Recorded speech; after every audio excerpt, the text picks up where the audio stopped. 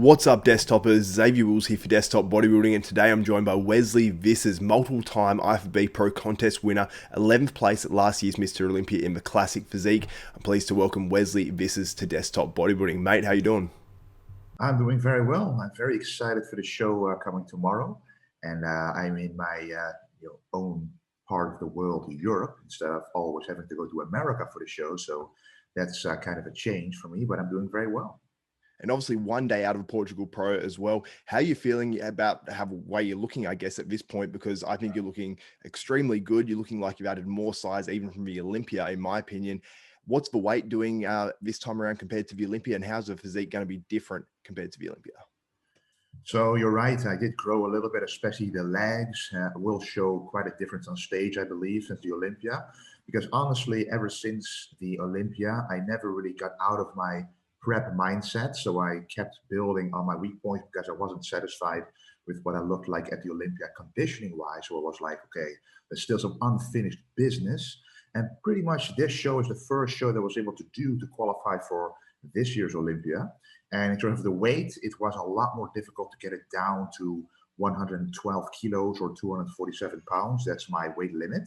And pretty much the last 2 days, I managed to get below that by simply not taking in any carbs at all. But the last week always for me is the easiest in terms of losing some weight because most people get more stressed as they get closer. I actually lose stress because then I know, oh, it's almost showtime, so let's go. And then it's like my body just releases some of the inflammation and the water and the stress, and then I'm good to go.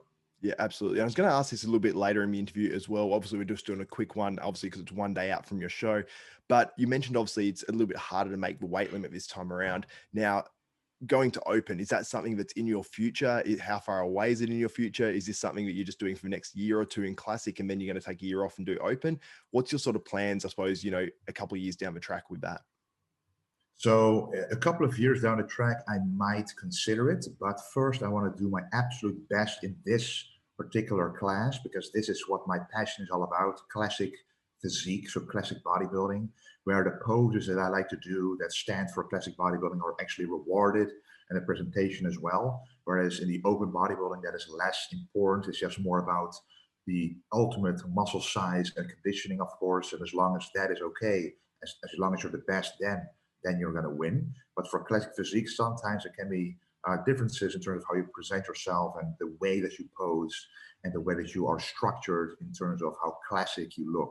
So I don't think I've brought my best yet at all. And every single time I do a show, I'm getting better and better. And until the moment comes where my weight limit is absolutely reached and I can't get any more conditioned and I'm not winning shows anymore, then I might consider moving on to another class, but I don't think that's going to be very soon. Yeah, absolutely. And a lot of people will say that, when you were coming into it and Classic was sort of just kicking off, they said you're the ideal prototype for it because you do have that sort of old school look where your physique is very unique compared to a lot of other guys. That's sort of what Arnold had back in the day, obviously. But obviously, because you're European as well, people sort of associate you with Arnold and the resemblances and whatnot as well. And I think your physique's actually really cool because I do like to see physiques that are totally different. And you do have the big rib cage and all that sort of stuff that does resemble Arnold. Now, obviously, with classic physique as well, a lot of the physiques that you're competing up against are guys with really tiny cinched waists and just the really wide shoulders. And that seems to be almost a prototype for most guys that are, contending for that top 10 in the Olympia. But you're bringing something different. Now, do you think that your look can actually place, a top 5 or a top 3 in the Olympia eventually with just obviously, gradual improvements? Yeah, I'm sure that the top 5 and the top 3 even is very doable. My actual goal for last time Olympia was the top 6. And I believe if I did bring the conditioning that I was in a week prior, I could have actually got into the top 6. I'm pretty sure about that, but a lot of stuff happened that, prevented me from achieving that type of condition that I wanted to show. But this time is going to be another version of me altogether. And every single time I do a show, I see something I can improve upon, and I will. And every single time it has worked out. So the better I get, the more towards the top placing at the Olympia I'm able to go. Yep. And I'll share my screen just so people can see exactly what you're looking like right now. And it's pretty impressive. You can see obviously the details through your shoulders here, which looks really, really good. Is this the most conditioned you've been before for a contest, or is it sort of match up evenly with a few other contests? This is definitely the most conditioned I've ever been. but this is also the contest where I've been showing the least amount of pictures really leading up to the show. Because last year at the Olympia, I was in Aruba for 3 weeks and in America for a week as well. And then every single day, I pretty much posted an update of what I looked like. So everybody was, being hyped up by my look back then. And that's what I wanted to prevent, because I don't want those Instagram pictures to be the representation of what I actually look like on stage, because we all know we all post the best stuff online. And sometimes it can be disappointing if you then look on stage, but I do believe that this time that look will be represented on stage for sure. Yep. And now you're obviously a father. I'm bringing out the picture of you and your child here as well. Now, how's it been being a father for the first time, I suppose, competing? I don't know if your son had arrived at that point when you competed at the Olympia last year or not, but how's it all been? It has been a whirlwind of experiences because, as you know yourself, every single week, pretty much things change, they learn new things, and you just want to be very involved in his life. So as I mentioned several times before, I used to do the sport really for my own. It's really an egotistical sport if you look at it objectively. But now that I have a son, every time that I have to do my cardio or every time that I have to adhere to my diet, I just think about him, and the better that I adhere to my plan, the better it's going to be for his future as well, ultimately. So it's not just for myself anymore, it's really for the family. And that's also why we are here with the three of us. So me, my girlfriend Marley, and our son. So it's really a family trip. So this week is all about the contest, but after that it's going to be all about the family. So it's trying to really balance those things out. Yeah, absolutely. And for you, I mean, I know when I had my son, my goal was to get my pro card, and my whole mindset was like, okay, what I want to do is win my pro card and then hold him up on stage, and that sort of be like my sort of driving motivation, you know what I mean? But do you have that sort of thing with your son as well? Is there something that sort of inspires you with a sort of thought like that or anything? Yeah, the thought I have is either winning the Olympia, of course, or just placing very well, or winning an Oral Classic. With him being able to witness and experience that, and feeling proud of me, and him just being there, seeing his dad be a champion. I think that's you can't really talk about how that feels like. It's just a feeling that you have inside that makes you very motivated to do your best to make that happen. Yeah, that's cool. I really like that. Now, obviously, Portugal Pro is on tomorrow. Are you a guy that looks at the other competitors and goes, okay, this is my biggest competition? And have you looked over the lineup and thought, okay, this is probably my biggest competition in this lineup? It's difficult to say because they can go two directions. So there are some smaller guys, not in terms of muscle mass, but in terms of height. And there are also quite a lot of taller guys like me, David, and Fabian, for example. Yeah. We are all almost the same height. And normally I'm one of the taller guys. So when I'm on point and everybody is a little bit off, it's quite easy to see, okay, Wesley is going to take the win here because he looks different and he is on point. But now, if the other tall guys are also on point, it's really going to be a battle between us. But they can also choose for the other group, which are the less tall bodybuilders, classic physique guys. But some of them, in my opinion, don't resemble as much the classic physique standard as what I believe it to be. But that really, really depends on the judges and the opinions of others, of course, because this is called classic physique, not bodybuilding. Just like men's physique, not the most muscular guy always wins. So it's really about the physique itself. And then it comes down to the judges. What do they think is the most classic physique? And in my opinion, the taller guys, especially the taller guys competing in this show, we will be resembling each other quite a lot and be compared to each other quite a lot. And I think that's going to be where it's all going to be about in the top call out, I think. Yep. And I want to discuss a little bit as well about your YouTube channel and everything that you do on social media, obviously with the vintage genetics line of clothing that you've got as well. How did it all start for you? Like in terms of YouTube and stuff, like when did everything start and how did you kick off, I suppose, your popularity? So I've before I started YouTube, I was already doing local shows in the Netherlands and winning them as well. But and in the Netherlands itself, my name was getting a bit known through the Dutch magazines. Like there was a Dutch Flex magazine and a Dutch Muscle and Fitness, for example, where I was covered in and even got on the magazine cover once. So my name was already out there in the Netherlands, but no one across the ocean, like in America, knew who I was at all. And a lot of people in the gym asked me, okay, how do you train this? Or how do you eat correctly as a bodybuilder? How do you grow? I was a very young bodybuilder and already one of the bigger guys in the gym. So people asked me for advice. So my mom actually told me, why don't you start a YouTube channel so you can actually tell people, multiple people at once, what you're doing, so you can actually link them to those videos.